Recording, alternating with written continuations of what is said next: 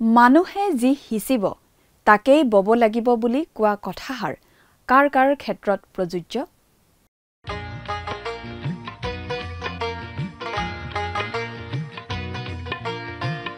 আজিৰে পবিত্ৰ ক্ষণতে উজলি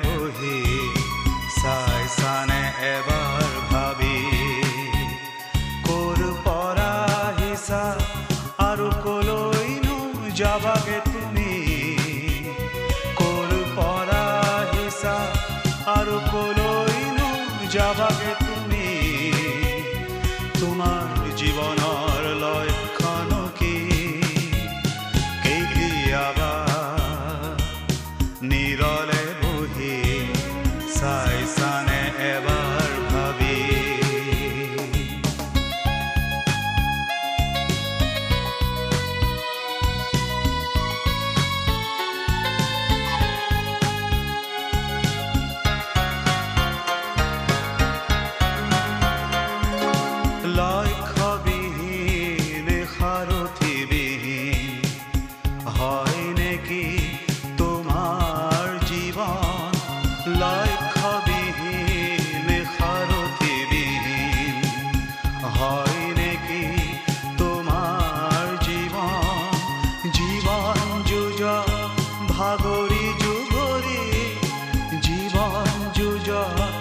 ভাগৰি যুগৰি খাইছানে বাৰু লতি ঘটি খাইছানে বাৰু লতি ঘটি তোমাৰ জীৱনৰ লক্ষণ কি কেতিয়াবা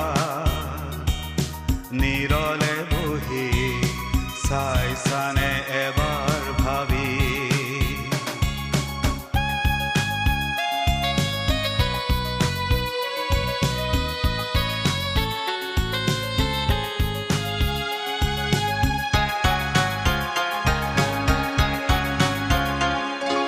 যিচুতে জীৱনৰ অৰ্থ পাবা জীয়াই থকাৰো পাবা প্ৰেৰণা অজ্ঞান এন্ধাৰ আঁতৰ কৰি দিব তোমাক তেওঁ নতুন গীতি অজ্ঞান এন্ধাৰ আঁতৰ কৰি দিব তোমাক তেওঁ নতুন গীতি তোমাৰ জীৱনৰ লক্ষণ কি কেতিয়াবা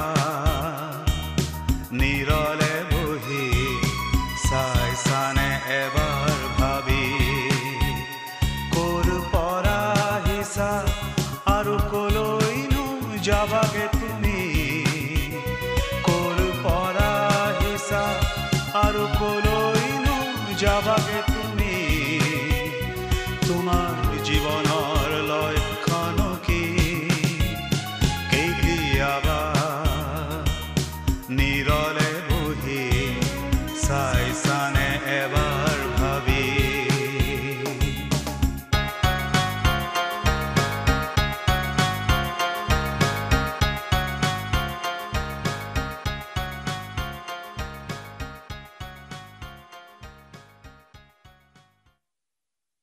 নমস্কাৰ আমাৰ ভক্তিবচন অনুষ্ঠানলৈ আপোনাক স্বাগতম জনাইছো খ্ৰীষ্টীয় বিশ্বাসী লোকসকলৰ বাবে বিশেষভাৱে প্ৰস্তুত কৰা এই ভক্তিবচন অনুষ্ঠানটো হৈছে বাইবেল অধ্যয়নৰ ধাৰাবাহিক অসমীয়া অনুষ্ঠান বাইবেলৰ গোটেই ৬৬খন পুস্তকৰে আমি ইয়াত অধ্যয়ন কৰিম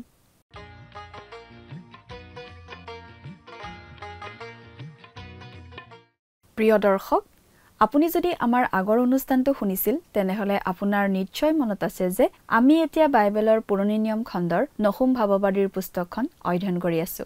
যোৱা অনুষ্ঠানত এই নহুম ভাৱবাদীৰ পুস্তকৰ 2 নম্বৰ অধ্যায়ৰ 1 পৰা 4 নম্বৰ পদলৈকে পঢ়ি তাৰ ভিত্তিত আগবঢ়োৱা আলোচনা শুনিবলৈ পালো। আজিৰ অনুষ্ঠানত আমি নহুম ভাৱবাদীৰ পুস্তকৰ 2 নম্বৰ অধ্যায়ৰ 5 নম্বৰ পদৰ পৰা 3 নম্বৰ অধ্যায়ৰ 1 নম্বৰ পদলৈকে পঢ়ি তাৰ ভিত্তিত আগবঢ়োৱা আলোচনা শুনিবলৈ পাম। নহুমৰ 2 আৰু 3 অধ্যায়ত আমি নিনবী ধ্বংস কৰাৰ সিদ্ধান্তৰ বাস্তৱ ৰূপায়ণৰ মাজেৰে ঈশ্বৰৰ ন্যায় আৰু মংগল প্ৰদৰ্শিত হোৱা দেখিবলৈ পাওঁ। ঈশ্বৰে কেৱল নিনবী ধ্বংস কৰাৰ কথাই কোৱা নাছিল। ঈশ্বৰে কেৱল নিনবী ধ্বংস কৰাৰ কথা কোৱাই নাছিল। তেওঁ যিদৰে কৈছিল তেনেদৰেই কৰিছিল আৰু তেওঁ এই কাৰ্য কৰিছিল অতি উল্লেখযোগ্যভাৱে, সকলোৰে মনত থকা ধৰণে। 2 নম্বৰ অধ্যায়ত নহুমে ঈশ্বৰৰ পৰা অসুৰৰ ওপৰলৈ আহিবলগীয়া ভয়ংকৰ বিচাৰৰ ভৱিষ্যতবাণী কৰিছে আৰু ইতিহাসে ইয়াৰ আক্ষৰিক পূৰ্ণতাৰ সাক্ষ্য দিছে। জোনাৰ পুস্তকত নিনবী নগৰত জোনাৰ মিছনেৰী কাৰ্যকলাপৰ বিৱৰণী আমি পাওঁ। তেতিয়া নিনবীৰ গোটেই মানুহখিনিয়েই ঈশ্বৰৰ ওচৰ চাপি গৈছিল আৰু ঈশ্বৰে তেওঁলোকক বিচাৰৰ পৰা ৰক্ষা কৰিছিল। কিন্তু সময় পাৰ হৈ গল আৰু তেওঁলোকে পুনৰ প্ৰভুৰ পৰা আঁতৰি গল। জোনাৰ 100 বছৰৰ পাছত ঈশ্বৰে নহুমক ব্যৱহাৰ কৰিলে আৰু তেওঁৰ সমগ্ৰ বাৰ্তাটো নিনবীৰ বিৰুদ্ধে নিৰ্দেশিত। গতিকে নহুমৰ যি আছে সেয়া এই নগৰখনৰ সম্পূৰ্ণ ধ্বংস হোৱাৰ এক অতি সৰল ভৱিষ্যতবাণী। নগৰখন ইমানেই সম্পূৰ্ণৰূপে ধ্বংস হৈছিল যে 1850 চনতহে নিনবীৰ স্থান নিৰ্ণয় কৰি খনন কৰা হৈছিল। সেই খননৰ জৰিয়তে নিনবী নগৰ আৰু অসুৰ সভ্যতাৰ বিষয়ে বহু কথা জানিব পৰা গৈছে। নিনবী নগৰ ধ্বংস হৈছিল যেতিয়া মাদিয়াসকলে নগৰখনৰ বিৰুদ্ধে আহিছিল। বেবিলন সেই সময়ত সকলোতকৈ শক্তিশালী ৰাজ্য আছিল, কিন্তু তেওঁলোকে এই যুদ্ধত মাদিয়াসকলৰ সৈতে যোগদান কৰিছিল। আনহাতে অসুৰৰ ৰজাই নিজৰ সামৰিক শক্তি সামৰিক নেতাসকলৰ ওপৰত নিৰ্ভৰ কৰিছিল, কিন্তু তেওঁলোক ভয়ত বিবল হোৱা বাবে তেওঁলোকে উজুটি খাইছিল আৰু যুদ্ধত পৰাস্ত হৈছিল। অৱশ্যে যুদ্ধত নগৰৰ দেৱালৰ প্ৰতিৰক্ষাৰ প্ৰাথমিক গুৰুত্ব আছিল। সেই দেৱালেও তেওঁলোকক ৰক্ষা কৰিব পৰা নাছিল। নহুমে ভাৱবাণী কৰিছিল যে টাইগ্ৰিছ নদীয়ে নগৰখন বুৰাই পেলাব। সেই সময়ত শত্ৰুৱে অভিযান চলাইছিল। তেতিয়া টাইগ্ৰিছ নদীৰ প্ৰবল বানপানীয়ে নগৰৰ দেৱালৰ এটা অংশ খহাই পেলাইছিল। নগৰখন পানীৰ পুখুৰীৰ দৰে হৈ পৰিছিল। পানীয়ে ৰাজপ্ৰসাদটো একেবাৰে তললৈ নমাই আনিছিল বুলি শুনা যায়। প্ৰিয় দৰ্শক, কথাবোৰ অধিক বহলাই চাবলৈ আহকচোন। এতিয়া আমি মূল আলোচনাটোৰ মাজলৈ আগবাঢ়ি যাওঁ। আমাৰ পৰম পবিত্ৰ প্ৰভু যীশুখ্ৰীষ্টৰ নামত নমস্কাৰ। প্ৰিয় শ্ৰোতা, আশা কৰোঁ মহান পিতা পৰমেশ্বৰৰ মহান অনুগ্ৰহত আপুনি ভালে কুশলে আছে। প্ৰিয় শ্ৰোতা, নহুম ভাৱবাদীৰ যোগেদি এইদৰে জনাই দিয়া হৈছিল যে অসুৰীয়াবিলাকৰ ৰাজধানী নিনবী নগৰখন শত্ৰুৱে সম্পূৰ্ণৰূপে ধ্বংস কৰিব আৰু তাৰ বিশদ ভাৱবাণী আমি পঢ়িবলৈ পাইছোঁ। আজিও আমি তাকেই চাবলৈ পাম। এতিয়া বাইবেলৰ পৰা পাঠ কৰি দিব খুজিছোঁ নহুম 2 নম্বৰ অধ্যায়ৰ 5 নম্বৰ পদ। আপোনাৰ লগত যদি বাইবেল আছে অনুগ্ৰহ কৰি চাই যাব, নহ'লে মন দি শুনিব। ইয়াত এনেদৰে লিখা আছে, ৰজাই নিজৰ প্ৰধানবিলাকক মনত কৰিছে, তেওঁবিলাকে যাওঁতে যাওঁতে উজুটি খাইছে, তেওঁবিলাকে তাৰ গড়লৈ লৰালৰিকৈ গৈছে আৰু নগৰ ৰক্ষা কৰা উপায় যুগুত কৰা গৈছে। সেই মাদিয়াসকলে চিয়াক্সেৰেছৰ নেতৃত্বত আহি নিনবী নগৰ ধ্বংস কৰিছিল। সেই সময়ত বাবিলন বেছি শক্তিশালী হৈ উঠা নাছিল, কিন্তু তেওঁলোকেও এই যুদ্ধত মাদিয়াসকলৰ লগত যোগ দিছিল। অসুৰীয়া ৰজাই তেওঁৰ সামৰিক নেতাসকলৰ ওপৰত নিৰ্ভৰ কৰিছিল, কিন্তু ভয়ত বিহ্বল হোৱা কাৰণে তেওঁলোক পতিত হৈছিল। তেওঁলোকৰ যুদ্ধযাত্ৰা বিফল হৈছিল। অৱশ্যে এই যুদ্ধত মুখ্য ভূমিকা আছিল নগৰখনৰ দেৱালৰ সুৰক্ষাৰ বিষয়টোহে। 6 নম্বৰ পদ, নদীবোৰৰ দুৱাৰ মুকলি হৈ গ'ল, ৰাজগৃহ পানীত লীন হৈ গ'ল। ইয়াত নহুমে এই ভাৱবাণীটো কৰিছে যে টাইগ্ৰিছ নদীখন নগৰখনৰ ভিতৰ সুমুৱাই দিয়া হ'ব। যেতিয়া সঁচাকৈ সেই যুদ্ধৰ সময় আহিছিল, তেতিয়া সেই সময়ত হোৱা প্ৰবল বৰষুণে টাইগ্ৰিছ নদীখন উপচাই বানপানী হ'ব লগা অৱস্থা কৰিছিল। বানপানীৰ ঢলে নগৰৰ দেৱালৰ এটা খণ্ড ভাঙি পেলাইছিল আৰু গোটেই নগৰখন পানীৰে ভৰা পুখুৰী যেন হৈ পৰিছিল। নদীবোৰৰ দুৱাৰ মুকলি হৈ গ'ল আৰু ৰাজগৃহ পানীত লীন হৈ গ'ল। আমি ভাবোঁ যে ৰাজপ্ৰাসাদৰ ভেটিবোৰৰ চাৰিওপিনে মাটি খহি যোৱাত সেইবোৰ ওলাই পৰিছিল আৰু পানীয়ে ৰাজপ্ৰাসাদটো একেবাৰে খহাই বগৰাই পেলাইছিল। বুৰঞ্জী পঢ়িলে আমি এই কথা জানিব পাৰোঁ যে নগৰখনৰ দেৱালৰ এভাগ খহি বাগৰি পৰিছিল। নিনবী নগৰৰ দেৱালৰ প্ৰায় 2 আৰু 1.5 মাইল মান দীঘল দেৱাল ঠিক টাইগ্ৰিছ নদীৰ পাৰে পাৰে আছিল। নদীৰ পানী সাধাৰণতে যিমান ওখত থাকে তাতকৈ নগৰখন ওখত অৱস্থিত আছিল। কিন্তু নদীৰ পানী বাঢ়ি বানপানী হোৱাত সেই পানীয়ে দেৱালৰ সম্পূৰ্ণ এভাগ বগৰাই পেলাইছিল। গতিকে শত্ৰুবোৰে নগৰত প্ৰৱেশ কৰিব পাৰিছিল। আন কথাত ক'বলৈ গ'লে শত্ৰুবোৰে যিটো কাম কৰিবলৈ বিচাৰি আছিল সেই দেৱাল ভঙা কামটো বানপানী অহা বাবে, পানী বাঢ়ি অহা বাবে সেই নদীখনেই কৰি দিছিল। দেখাত এনেকুৱা লাগে যে নগৰখন ধ্বংস কৰা কামত ঈশ্বৰেও সহযোগিতা আগবঢ়াইছিল। বানপানীৰ পানী সোমাবৰ বাবে দুৱাৰবোৰো মুকলি কৰি দিয়া হৈছিল আৰু আনকি ৰাজপ্ৰাসাদটোৱেই বানপানীয়ে বগৰাই পেলাইছিল। জানিবলৈ পোৱা যায় যে জলসিঞ্চনৰ খালবোৰ শত্ৰুৱে মুকলি কৰি দিছিল আৰু ৰাজপ্ৰাসাদটো সম্পূৰ্ণৰূপে পানীয়ে বুৰাই পেলাইছিল। মুঠতে এই নহুম ভাৱবাদীৰ যোগেদি ঈশ্বৰে আগতে জনাই দিয়া কথাবোৰ আখৰে আখৰে ফলিয়াইছিল। 7 নম্বৰ পদটো পঢ়ি দিছোঁ। আৰু হুচব অনাবৃতা হ'ল, তেওঁক নিয়া হ'ল, আৰু তেওঁৰ লিগিৰিবিলাকে বুকুত ভুকুৱাই কপৌৰ স্বৰেৰে শোক কৰিছে। হুচব মানে আচলতে এইদৰে ৰাজআজ্ঞা কৰা হ'ল। গতিকে এই পদটোৰ অৰ্থ আচলতে এনেধৰণৰ হ'ব। এই ৰাজআজ্ঞা জাৰি হ'ল যে তেওঁক বন্দী কৰি লৈ যোৱা হ'ব। তেওঁৰ লিগিৰিবিলাকে বুকুত ভুকুৱাই কপৌৰ নিচিনাকৈ ক্ৰন্দন কৰি তেওঁৰ আগে আগে যাব। এজাক কপৌ পৰি থাকিলে যদি এটা গুলী মাৰি দিয়া যায় তেতিয়া জাকটোৰ বাকী কপৌবোৰ উৰি যোৱাৰ শব্দটো ঠিক বুকুত থপৰিয়াই থপৰিয়াই যোৱা যেন লাগে। নহুমেও আমাৰ আগত এনে এখন ছবিয়েই দাঙি ধৰিছে। কপৌ চৰাইৰ মাতটো অৱশ্যে দুখৰ বিননি যেনেই লাগে। অৱশ্যে সেইটো আচলতে দুখৰ বিননি নহয়, কিন্তু সেই নিনবী নগৰৰ মানুহৰ বিননি সঁচাকৈয়ে অতি দুখৰ বিননি হৈছিল। 8 নম্বৰ পদ। কিন্তু নিনবী আগৰ কালৰে পৰা এটা জলপূৰ্ণ পুখুৰীস্বৰূপ। তথাপি সিহঁত পলাইছে। লোকে ঠাক ঠাক বুলিলেও কোনেও উভতি নাচায়। নিনবী আগৰ কালৰে পৰা এটা জলপূৰ্ণ পুখুৰীস্বৰূপ। বানপানীৰ পানী সোমাই নগৰখন এটা হ্ৰদৰ নিচিনা হৈ পৰিছিল। তথাপি সিহঁত পলাইছে। লোকে ঠাক ঠাক বুলিলেও কোনেও উভতি নাচায়। সকলোকে নিজ ঠাইত থাকিবলৈ আদেশ দিয়া হৈছিল। কিন্তু যেতিয়া মানুহবোৰে বানপানীৰ ঢল অহা আৰু লগতে দলে বলে শত্ৰুবোৰ অহা দেখিলে তেতিয়া মানুহবোৰ পলাব ধৰিছিল। অৰ্থাৎ মানুহবিলাকে আদেশ অমান্য কৰি যিমান সোনকালে পাৰি পলোৱাই নিৰাপদ বুলি বুজিছিল। 9 নম্বৰ পদ। তোমালোকে ৰূপ লুট কৰি নিয়া, সোণ লুট কৰি নিয়া, কিয়নো সাঁচি থোৱা বস্তুৰ সীমাই নাই। সকলো প্ৰকাৰ মনোহৰ বস্তু অতিশয় অধিক পৰিমাণে আছে। তোমালোকে ৰূপ লুট কৰি নিয়া, সোণ লুট কৰি নিয়া, কিয়নো সাঁচি থোৱা বস্তুৰ সীমা নাই। সকলো প্ৰকাৰ মনোহৰ বস্তু অতিশয় অধিক পৰিমাণে আছে। শত্ৰুবোৰক আহ্বান জনোৱা হৈছে সোণৰ লুটদ্ৰব্য আৰু ৰূপৰ লুটদ্ৰব্য লৈ যাবলৈ। নিনবী নগৰখন অতি ধনী আৰু অলংকাৰেৰে সুসজ্জিত আছিল। ৰাজপ্ৰাসাদ অতি সুন্দৰ আছিল আৰু মানুহবোৰে লাহ বিলাহত জীৱন কটাবলৈ পাইছিল, কাৰণ তেওঁলোকে সদায় যুদ্ধ জয় কৰি আহিছিল। অৰ্থাৎ সেই অচুৰীয়াবিলাকে সেই কালৰ প্ৰায় সকলোবিলাক ডাঙৰ দেশৰ পৰাই সা সম্পদ কাঢ়ি লৈ আহিছিল। আনকি দক্ষিণ ইছৰাইলীয় ৰাজ্য জিহুদায়ো সেই সময়ত অচুৰীয়াবিলাকলৈ কৰ ভাৰ আদি পঠিয়াই থাকিব লাগিছিল।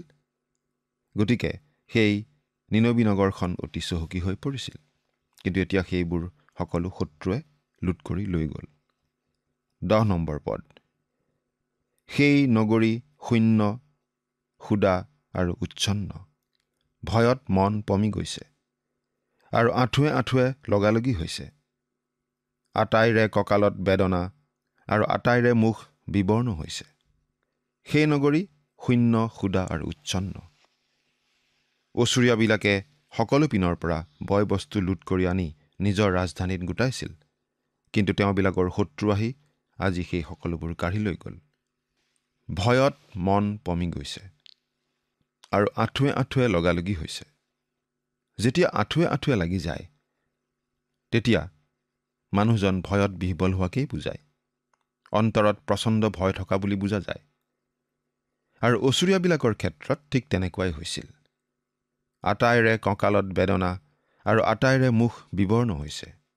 সেই সময়খিনি অচুৰীয়াসকলৰ বাবে অতি ভয় আৰু বিহ্বলতাৰ সময় আছিল, কাৰণ তেওঁলোকে এই কথাটো জানিছিল যে তেওঁলোকক সেই সময়ৰ পৃথিৱীৰ সকলো জাতিয়ে ঘিণ কৰিছিল তেওঁলোকৰ বৰ্বৰতাৰ বাবে।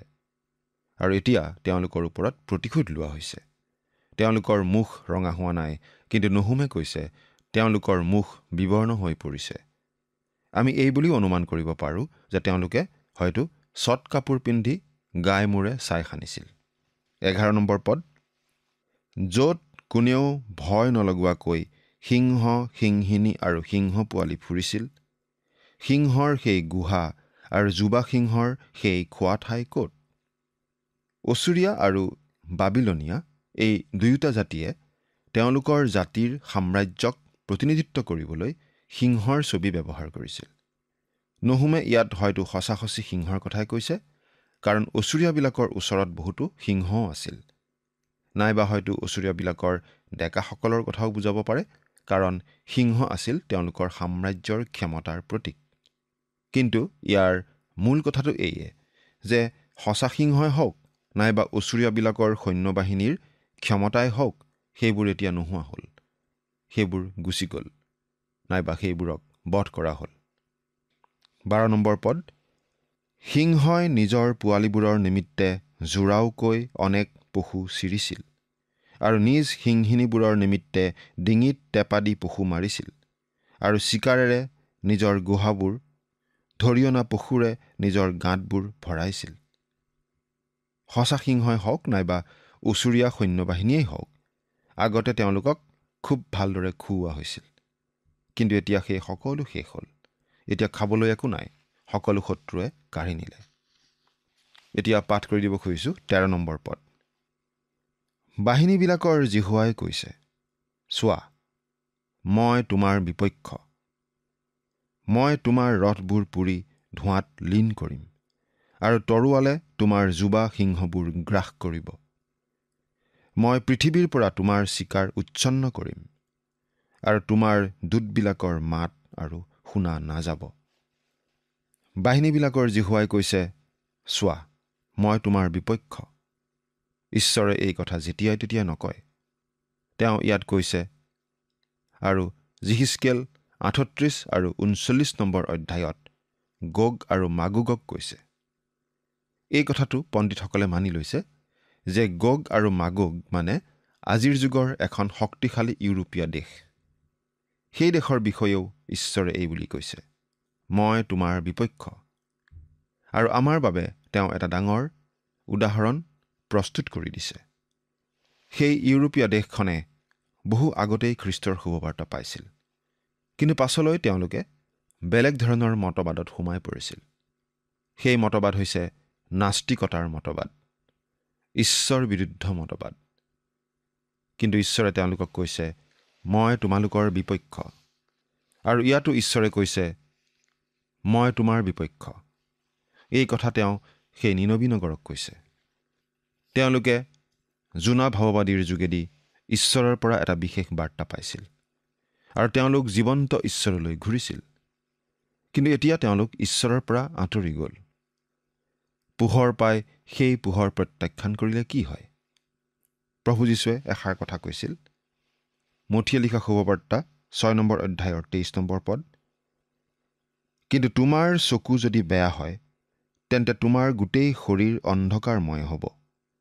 ইয়াতেকে তোমাৰ অন্তৰৰ পোহৰ যদি আন্ধাৰ হয়, তেন্তে সেই আন্ধাৰেই কিমান গভীৰ।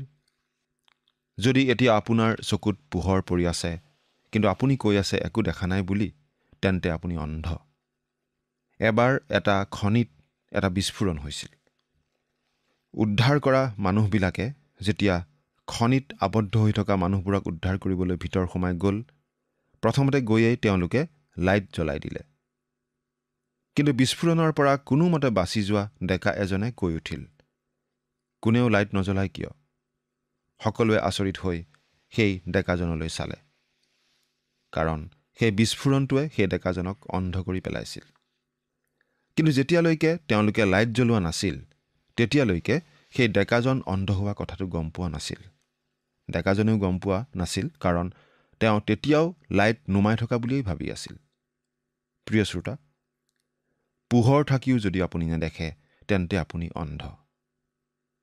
নহুম ভাৱবাদীয়ে এনে এখন ছবিয়েই আমাৰ আগত ৰাখিছে। সেই অচুৰীয়াবিলাকে পোহৰ পাইছিল, কিন্তু তেওঁলোকে সেই পোহৰ প্ৰত্যাখ্যান কৰিছিল।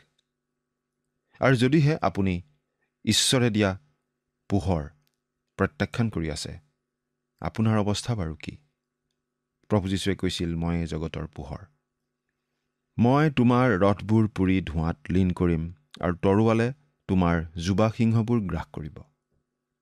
আকৌ এইবোৰ সঁচা সিংহই হ'ব পাৰে, নাইবা হয়তো অচুৰীয়াবিলাকৰ ডেকাসকলকো বুজাব পাৰে, কাৰণ সিংহ আছিল সেই জাতিৰ ক্ষমতাৰ প্ৰতীক।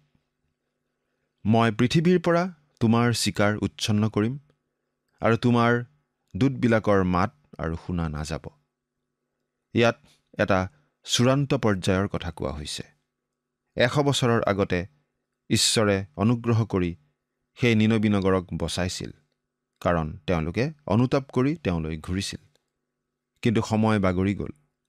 তেওঁলোক আকৌ ভয়াৱহ বিশ্বাসহীনতাত সোমাই পৰিল, আৰু এতিয়া ঈশ্বৰে তেওঁবিলাকক সুধবিচাৰ কৰিবলৈ ওলাইছে। ঈশ্বৰে তেওঁলোকক কৈছে, মই তোমালোকৰ বিপক্ষ। মই তোমালোকক অধঃপতিত কৰিম। মই তোমালোকক ধ্বংস কৰিম, আৰু তোমালোক কেতিয়াও মূৰ দাঙি উঠিব নোৱাৰিবা। আজি ঈশ্বৰক সম্পূৰ্ণৰূপে পিঠি দিয়া সকললৈ এইটো এটা সাৱধানবাণী হোৱা উচিত, কাৰণ ইয়াৰ পৰিণাম সম্পূৰ্ণ সুধবিচাৰ। এতিয়া আমি 3 নম্বৰ অধ্যায়ৰ পৰা চাব খুজিছোঁ। এতিয়া আমি দেখিবলৈ পাম যে ঈশ্বৰে যি সুধবিচাৰ দণ্ড বিহিছিল, সেয়া সম্পূৰ্ণ ন্যায়সংগত কাৰ্যই আছিল।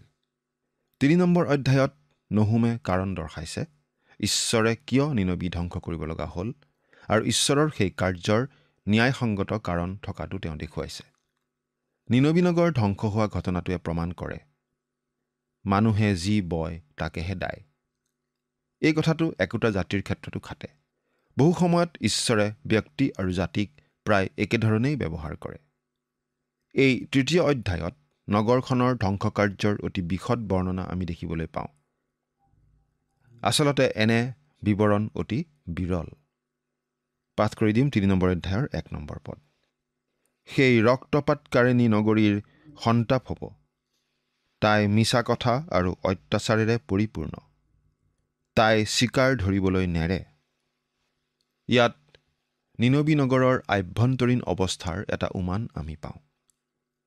সেই ৰক্তপাতকাৰিণী নগৰী, অচুৰীয়াবিলাকৰ ৰাজধানী সেই নিনবী জনাজাত আছিল অতি নিষ্ঠুৰ, অতি বৰ্বৰ, ৰক্তপাতকাৰিণী নগৰ বুলি। তেওঁবিলাকক আন জাতিবিলাকে অতিপাত ভয় কৰিছিল। অচুৰীয়া সৈন্যবাহিনী সকলো এফালৰ পৰা গ্ৰাস কৰি যোৱা ঘূৰ্ণীবতাহৰ নিচিনা আছিল।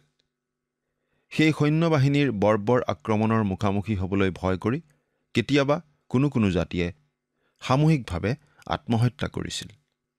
তাই মিছা কথা কয় আৰু অত্যাচাৰেৰে পৰিপূৰ্ণ। অচুৰীয়াবিলাকক কেতিয়াও নিৰ্ভৰ কৰিব পৰা নগৈছিল। তেওঁবিলাকে কেতিয়াও প্ৰতিজ্ঞা পালন নকৰিছিল। প্ৰিয় শ্ৰোতা, আজি বাৰু আমি কি দেখি আছোঁ? আজি জানো আমাক সঁচা কথা কোৱা হয়? আমাক কেৱল মিছা মিছা কথাবোৰহে সজাই পৰাই কোৱা হয়। সমাজৰ নেতা চলাওঁতাসকলে যি বিচাৰে সেইবোৰহে আমি জানিবলৈ পাওঁ, বা প্ৰভাৱশালী লোকসকলে আমি যেনেদৰে জনাটো বিচাৰে তেনেদৰেহে আমাক জনোৱা হয়। কিন্তু আজি আমাৰ বাবে প্ৰয়োজনীয় বস্তুটো হৈছে সত্য, প্ৰকৃত সত্য। সত্য আজি আমাক লাগে। ঈশ্বৰে নিনবী নগৰক দণ্ড বিহাৰ এটা কাৰণ আছিল, ই মিছা কথা আৰু অত্যাচাৰেৰে পৰিপূৰ্ণ আছিল। এইবোৰ সেই নগৰখনৰ লোকসমূহৰ বৈশিষ্ট্য আছিল। ঠিক একেদৰে আজি আমাৰ সমাজতো নিৰাপত্তাৰ অভাৱ দেখা গৈছে। ঘৰত তলা, গেটত তলা, পহৰাদাৰী চকীদাৰ আদিৰ প্ৰয়োজন দিনে দিনে বাঢ়ি গৈছে। আমাৰ পৃথিৱীখনত জানো সামাজিক সুৰক্ষা, আইন শৃংখলা আদি প্ৰকৃত অৰ্থত আছে? নিনবী নগৰখনৰ বিষয়ে যি বৰ্ণনা দিয়া হৈছে, সেই বৰ্ণনা আজি বাৰু আমাৰ সময়ৰ লগতো খাপ খাই নপৰেনে? আমাৰ আজি নহুমক সুধিবৰ মন যায়, নহুম, তুমি বাৰু আমাৰ কথা কৈ আছা নেকি? তুমি নিনবী নগৰৰ বৰ্ণনা দি আছা, কিন্তু আমাৰ অৱস্থাও আজি একেই। প্ৰিয় শ্ৰোতা, নিনবী নগৰে শাস্তি পাইছিল। তেনেহ'লে নিনবী নগৰৰ নিচিনা একে অৱস্থা থকা আমিও শাস্তি নাপামনে? এই কথাই আমাকো সচেতন কৰি দিয়া উচিত নহয়নে? ঈশ্বৰৰ বাক্যৰ সাৱধান বাণীৰ প্ৰতি আওকাণ কৰি কোনো মানুহেই কেতিয়াও সাৰি যাব পৰা নাই। এই কথাই আমাকো সাৱধান কৰি দিয়া উচিত নহয়নে? চিন্তা কৰি চাওকচোন। ঈশ্বৰে আপোনাক আশীৰ্বাদ কৰক। আমেন।